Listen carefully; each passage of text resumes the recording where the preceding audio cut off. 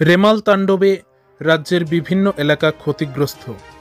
রেমাল তাণ্ডবে উত্তর ত্রিপুরা জেলারও বিভিন্ন এলাকা ক্ষতিগ্রস্ত হয়েছে।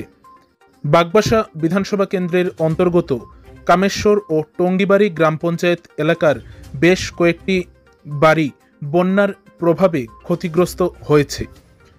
28শে মে মঙ্গলবার দুপুর আনুমানিক 3টা 30 নাগাদ কামেশ্বর ও টঙ্গিবাড়ি গ্রাম পঞ্চায়েত সংলগ্ন এলাকায় যে সকল বাড়ি বন্যার প্রভাবে ক্ষতিগ্রস্ত হয়েছে সেই সকল জায়গা পরিদর্শনে যান মহকুমা শাসক শ্যামজয় জমাতিয়া, যেখানে ওনার সাথে উপস্থিত ছিলেন বাগবাসা মণ্ডলের সাধারণ সম্পাদক বিশ্বজিৎ নাথ কনক সহ অন্যান্যরা।